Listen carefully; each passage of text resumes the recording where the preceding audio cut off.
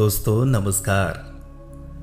कहते हैं कि जियो तो ऐसे जैसे बस आज ही जीवन हो, और ज्ञान ऐसे अर्जित करो मानो हमेशा जीना हो।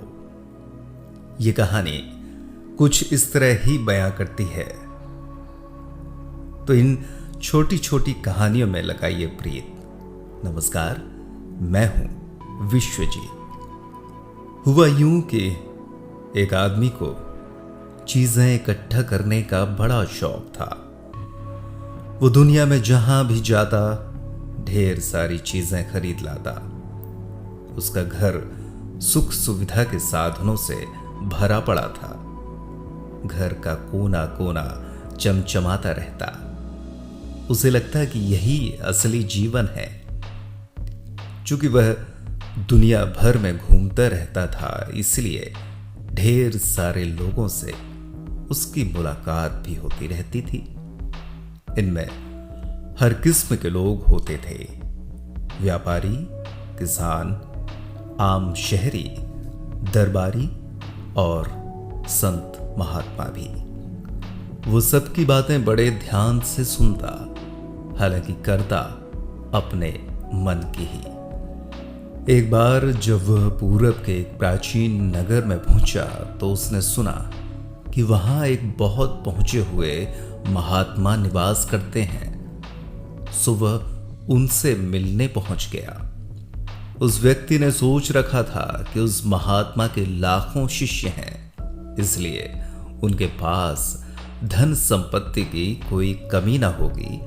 वे बहुत ऐशो आराम से रहते होंगे। लेकिन जब वह पहुंचा तो उसे बड़ी हैरानी हुई कि महात्मा तो एक छोटे से कमरे में रहते थे।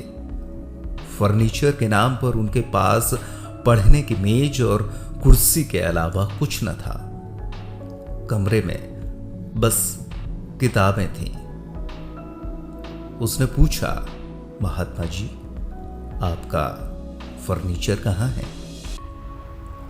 महात्मा ने उल्टे ही पूछ लिया, तुम्हारा फर्नीचर कहाँ है?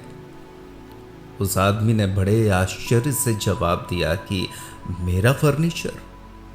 मैं तो मुसाफिर हूं, यहां थोड़े समय के लिए आया हूं। महात्मा बोले, मैं भी इस दुनिया में मुसाफिर ही हूं। यानी कि वस्तुओं के संग्रह की बजाय ज्ञान जुटाएं। जीवन की सार्थकता इसी में है। और अब रात गहराती जा रही है तो सार्थकता इसी में है कि अब खामोशी से ईश्वर का ध्यान करें और नींद की आगोश में धीरे धीरे सिमटते चले जाएं।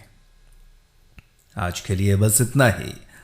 नमस्कार, शुभ रात्रि, शब खैर।